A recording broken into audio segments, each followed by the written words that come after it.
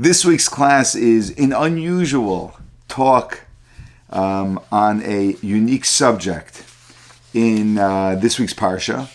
And I'm going to begin with a little bit of background so that we are familiar with some ideas before we go on to this subject. The first is the difference between two forms of interpretation of the Torah. There are a number of styles and ways that we interpret the Torah. The simplest way to interpret the Torah is called pshat, or as Rashi, who sees it as his job to interpret the Torah in his commentary in a way that the student will understand the simple meaning of the verse. So he focuses on pshuto shel mikra, the simple meaning of the verse. There's another form of study called drush, which is translated as homiletics, which is a little bit difficult to explain, but we'll explain it in contrast to the simple explanation of the verse, to a more flowery and less strict to the actual precise wording in the verse that is used. Again, it's an accurate explanation, but it doesn't hold strictly to making sure it explains exactly how the verse sounds literally. So that's one point I want to use as by way of background. Another point is a letter known as the mapik hey. A mapik hey. You may be familiar with the Hebrew language, the letter hey, and sometimes the letter hey has a dot in it. And when it has a dot in it, we call it a mapik hey. And the difference between a hey that has a dot or doesn't have a dot is whether the hey is pronounced or not.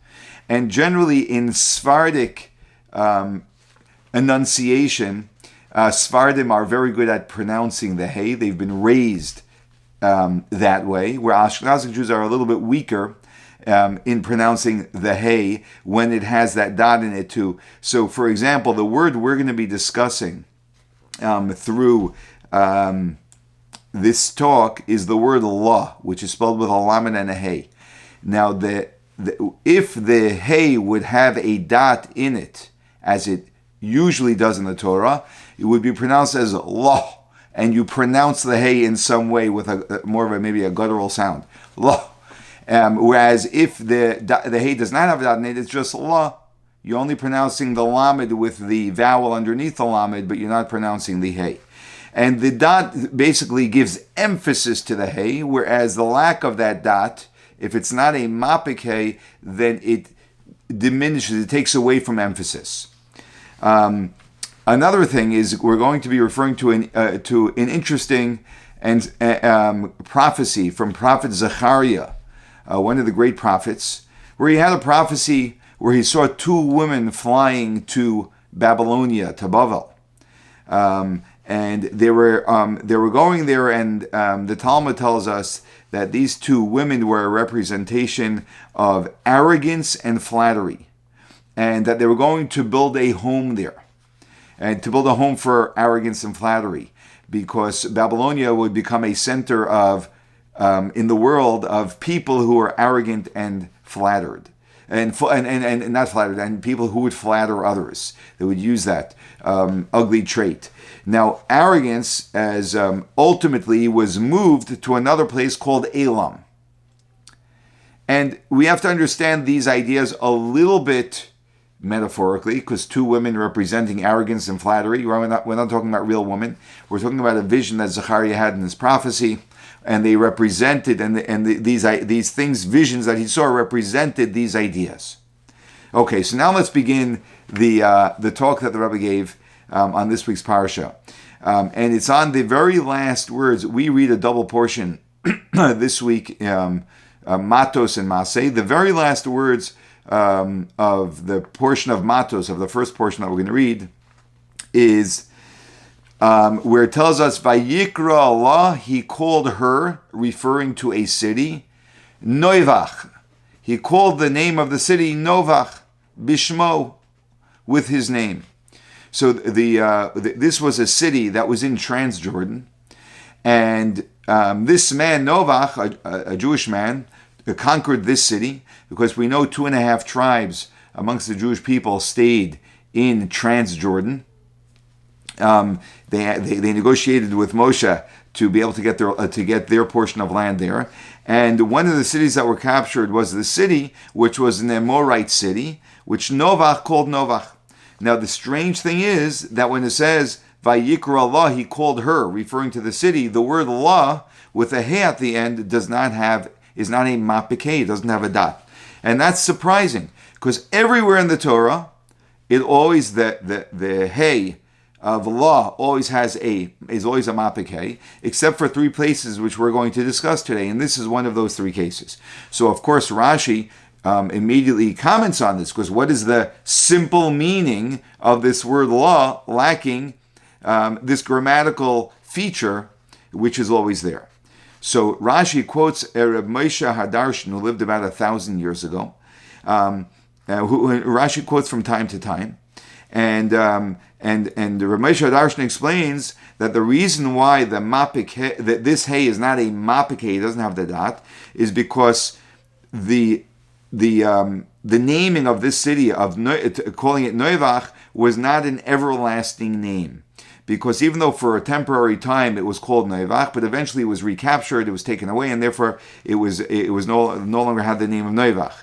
So because it wasn't eternal or wasn't everlasting, so we don't emphasize the hey to show that there was a weakness to the naming, because the name was not everlasting. And in fact, he says that the word Allah, if you just hear it from the sound without knowing the letters, one can also spell it Lamed Aleph, and you can pronounce it the same way, La.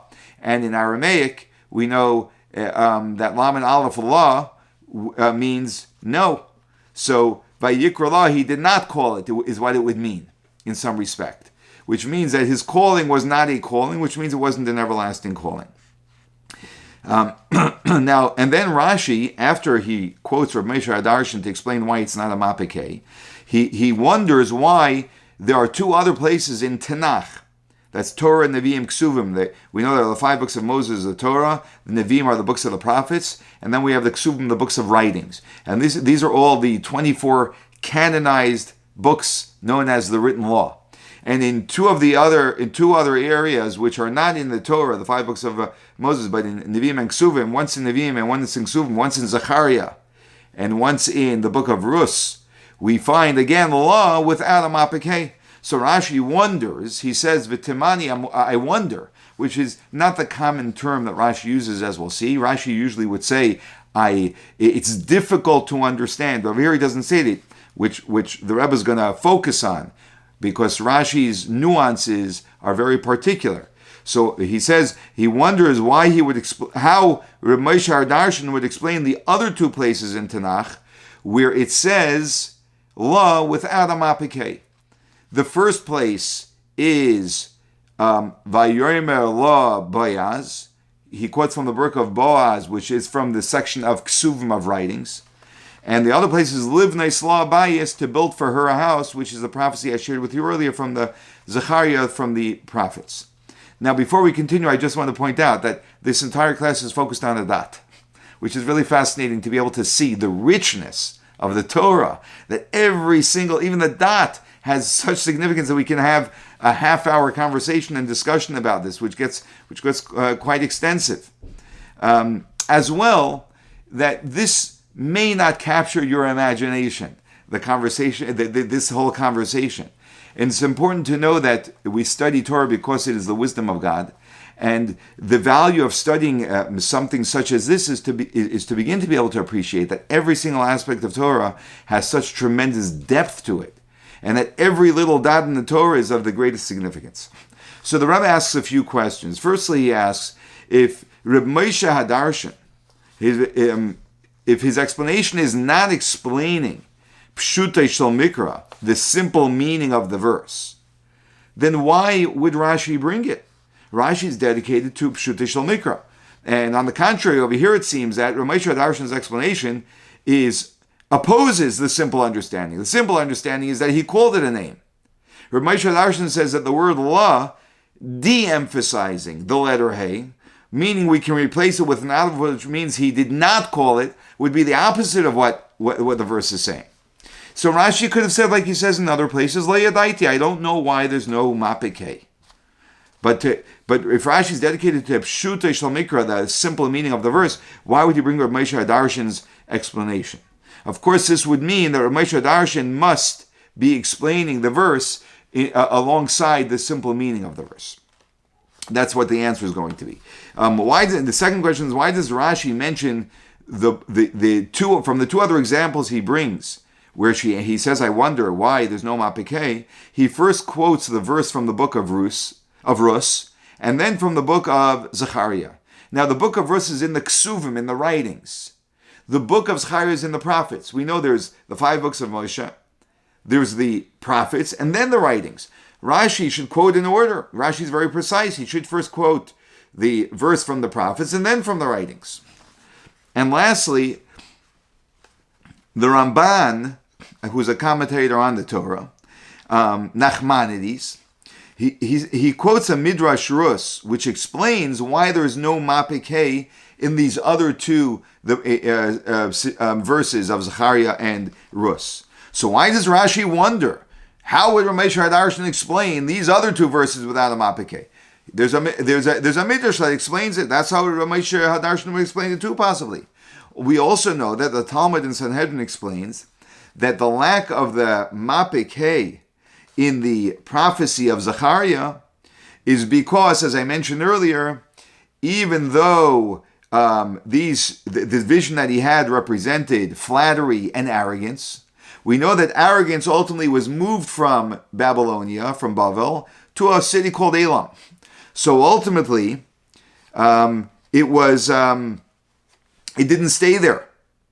So therefore, similar to here where we're saying the name of the city didn't stick eternally, likewise, arrogance, one of the two negative character traits that were bestowed upon Babylonia, one of them didn't stay there, was moved on. So maybe that could be an explanation, that, and the Talmud actually says that's an explanation as to why there's no mapikei. Now Rashi says, and actually the way we know that arrogance moved from Babylonia, from Bavel to Elam, is because it says law. The word law is singular. In Hebrew, it says, so again, the verse over there was livnei sla bayis, to build for her, for arrogance and a flattery, a house. But the word law is a singular word. In Hebrew, if you want to say to build for them a house, it would say livnei slahen bayis. The fact that this law is singular, that is what teaches us that arrogance moved. Because the fact that it uses a singular word tells us only one of the two character traits stayed in Bavel. That's how Rashi understands it, but that doesn't mean that Rav Moshe Hadarshan could not have understood this interpretation as the Talmud states that that there was no mapikei. That's what teaches us that one of them moved. So these are the questions that the Rebbe asks, and I hope you're still with me. And so the Rebbe begins to explain. Every explanation. So even an explanation that Rashi brings that is a quote from our sages will always be associated with the simple meaning of the verse. So therefore, we know that if he brought Rav Moshe Hadarshan's explanation here, it must be assisting with the simple understanding of the verse, and that we need to figure out how that is. Now Rashi's wonder that he says, I wonder how Rav Moshe Hadarshan would explain in the other two in the other two verses, is he's wondering how it's going to explain the simple meaning in the other verses. So that's why Rashi doesn't say it's difficult to me. He just says it's a wonder to me. He's wondering whether this explanation that Rav Moshe Hadarshan uses here would work, how they would work to explain the simple meaning of the verses in the other places. Now it could be that the other places, they don't have a simple meaning. Once we move out of the 5 books of the Torah, and you go to the prophets and the writings, not always is a verse expressing a literal meaning, but it's sometimes expressing a little bit more of a metaphoric meaning, if you will. Or more a flowery meaning than the literal words. So that could be what's going on in those other places, but that's the reason why Rashi doesn't say that this is difficult. because he's not asking a difficulty as if he has a question. He just has a wonder as to whether Moshe Darshan's explanation in these other two verses can be explained it can explain the verses in their simple and literal meaning.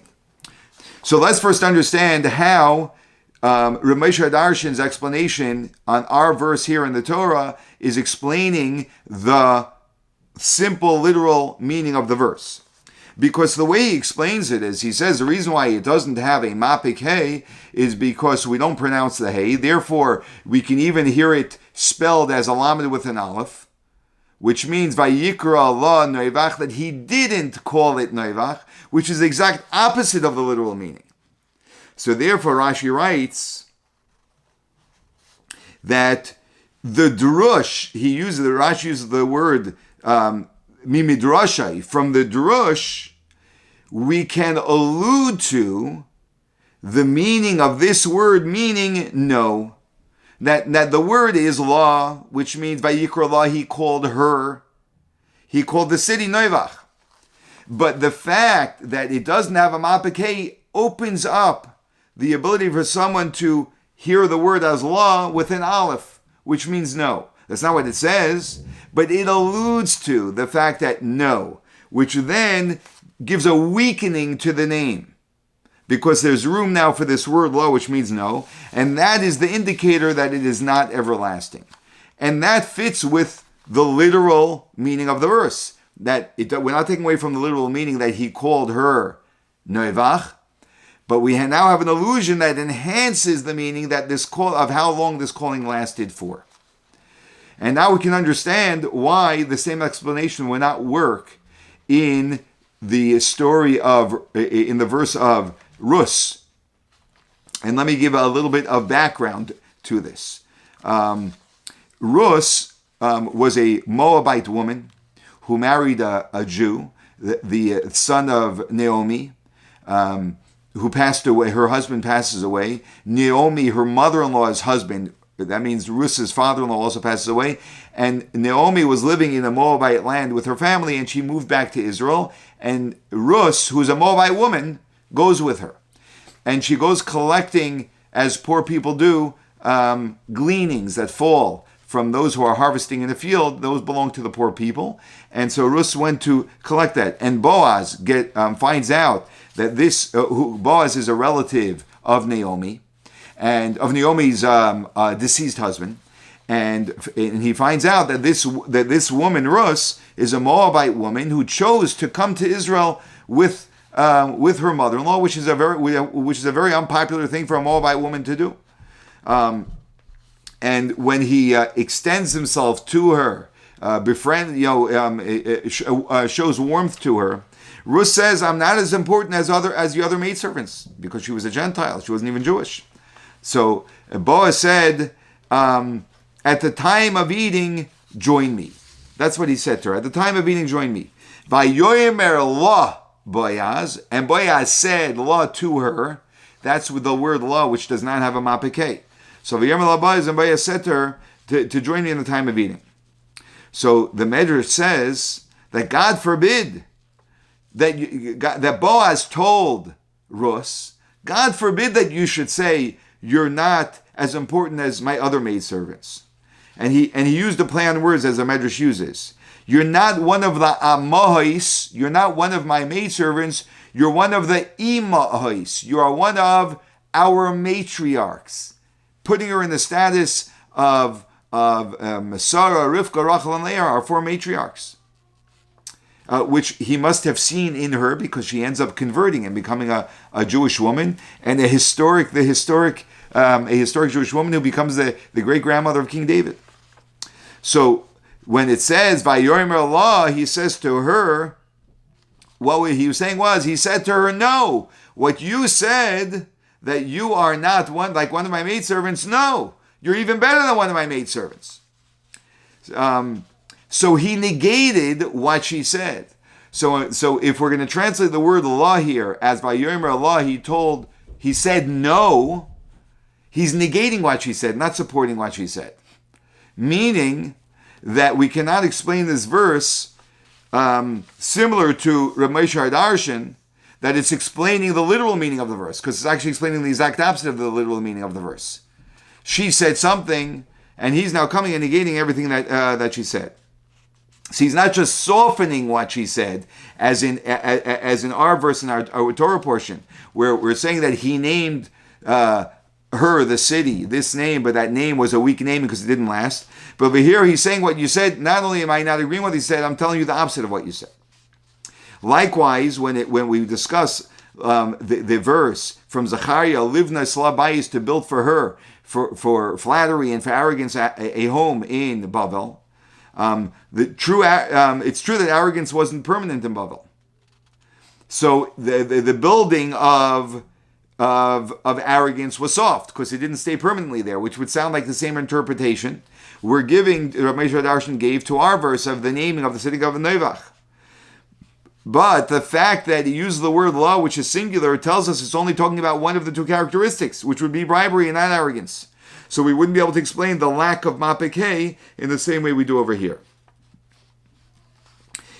The Rebbe then goes on to explain that the Medrash gives an explanation that the reason why it doesn't use a mapikei in this verse is because we know that flattery and arrogance are both things which are not, they're both lies. They're both built on lies, on untruths. Anything untrue is not lasting. Or ein l'sheker teshua, which is another way of saying that sheker, falsehood, does not have salvation. It has no hope. It's a matter of time before it collapses, as we know. So that's why it uses a law without a mapikei to emphasize again weakness, which would sound like Ramesh Darshan again. But again, we would ask, we know that only flattery stayed in Bavel, so why would only flattery be something which doesn't have salvation, that's not everlasting? Arrogance also doesn't have salvation, is not everlasting. So that wouldn't help us in the explanation here. So what we've learned so far is we understand why Rashi quotes Rabbi Darshan to say that the word law in fact means her. He named her the city, but it doesn't have a mapikei because that alludes to the idea that there's a weakness to this naming, and the weakness was that it wasn't everlasting. And now, we understand why he says, I wonder how Rabbi Darshan would explain the literal meaning of the verses without a mapikei in the other two places that we just explained, because the way he explains it here is not going to fit in the book of Zechariah and the book of Rus. And then and now the Rebbe says, to answer his question of why Rashi would mention the verse in the writings before the verse in the prophets, the verse from Ksuvim before the verse of Nevi'im. And the reason is because the verse of Ksuvim in the book of Rus, the word law, right, means, doesn't just weaken what Rus was saying, that Boaz was not just weakening what Rus was saying when he uses the word law, but he's negating what she was saying. So it's absolutely clear that we cannot interpret the verse the way we interpret it here in our Parsha. So he begins with that one where it's very clear. So he goes out of order because that one is very clear that you can't explain the way we explain it here. And then he goes on to say that even the verse in the prophets, also, although it's not as blatantly clear, as blatant that you cannot interpret this way, it's pretty clear also that you cannot interpret this way. Let's wrap this up with, as the Rebbe does at times, and this is will be an additional effort to pay attention to, where the Rebbe will take an idea and explain it on its entire spiritual plane. And I'm going to do my best to articulate this. Spiritually, these three places where we have the word law without a mapikei are all discussing something associated with lu'umas zeh. Lu'umas zeh means the other side. In general, spiritually, and the Tanya focuses on this a lot, we discuss two realities in the world all the time. There is holiness. Holiness means aligned with God. And then there is the other side. Anything that's not aligned with God is automatically the other side. The other side we can say is spiritual negativity. Another word in Hebrew, in Kabbalistic language, is klipa, which is negativity. And our Torah portion is speaking about a city which was an Amorite city. An Amorite city was a Gentile city full of idol worship. That's a city which represented, before the Jews captured it and Noivach took it over, it was a city that represented Lu'umazeh, the other side. There was Boaz speaking to a woman by the name of Rus, who will turn out to be one of the greatest women in Jewish history. However, at this moment, she's still a Moabite woman, so she still represents the other side. She's not a member of the holy nation of the Jewish people. And then we have the character of Bavel, of Babylonia, which is flattery and arrogance. This is all Umazeh, things which are not holy. In general, this is very good to know. And I will add links to a couple of other videos where I explain these ideas at length, at greater length anyway than I will now. That anything that's associated with Lu'umazeh, the other side, that's not aligned with God, is temporary. It cannot have permanent life. Anything that is everlasting must be an expression of God. And that's why God is infinite, is everlasting. God is the only thing that's really everlasting, and anything that's aligned with God. Only Kedusha, only holiness, is true and sustainable, and absolutely sustainable. Anything that's Lu'umazeh, it's just a matter of time till it falls apart. So Rashi says, I wonder what drush will explain the other two verses. What's Rashi saying spiritually? Okay, he's saying this. In our parsha, we're in Noivach, captured a city, and now it's inhabited by Jewish people. What was he able to do? He was able to hold on to it for an amount of time, whatever that amount of time was, and infuse it with holiness. But he was obviously unsuccessful in transforming the city to enter into a state of holiness. Because were he able to do that, it would have permanently stayed as a Jewish city. The fact that he wasn't able to, in general, when we interact with the world, Hasidic philosophy teaches us that there are two levels of impacting the world, or Lu'umazeh, the other side. One is called iskafia, where we manage to take something which is not aligned with God and compel it to serve God. But as long as we're compelling it to serve God, we are forcing, if you will, or compelling that change. But that doesn't mean that the thing itself has transformed.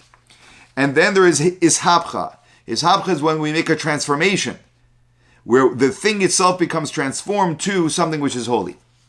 Noivach was not successful in creating a hishapcha, transformation in the city. We know that because ultimately it went back to Gentile nations. And that's why the name of the city didn't last. So we understand why it doesn't have a mapike. It just has, because the transformation was not eternal. And we know again that when you don't have the dot in the hay, it weakens the hay. We don't even pronounce it. Right? The dot in the hay emphasizes the hay. However, the other two verses, the other side was transformed entirely to holiness. We know that Rus, she converted. She became a holy woman. She became a Jew. She came over to the side of holiness from the other side. She was transformed. And if she was transformed, on the contrary, the hay should have been emphasized. That the other side was permanently transformed. Likewise, spiritually speaking, Bavel represents, the falsehood of Bavel, spiritually represents the Babylonian Talmud. Because the Babylonian Talmud, we know there's a Jerusalem Talmud and a Babylonian Talmud. The Jerusalem Talmud was developed in Jerusalem, in Israel. And but the Babylonian Talmud was developed in exile, in an environment which was not naturally conducive and aligned with Torah study and the wisdom of God. So Talmud Bavli is referred to as sheker, falsehood, spiritually, in the sense that it was able to, in the context of falsehood, bring out truths of Torah. Which again is a hishapcha, transformation of falsehood into truth. And so therefore, spiritually, on the spiritual level, the mapake specifically belongs. Because we want to emphasize that it was transformed eternally. So Therefore, Rashi says, V'tmani, I wonder how we are going to explain these two other verses spiritually, because on the spiritual level, they should have had a mapakeh, because there is nothing is stronger than holiness, because it's permanent. There's nothing weaker than l'umazeh, the other side, because it is temporary. It's falsehood, which ultimately falls away. And the greatest strength is when someone can take the opposition to holiness and transform it into holiness. That is the greatest expression of strength possible.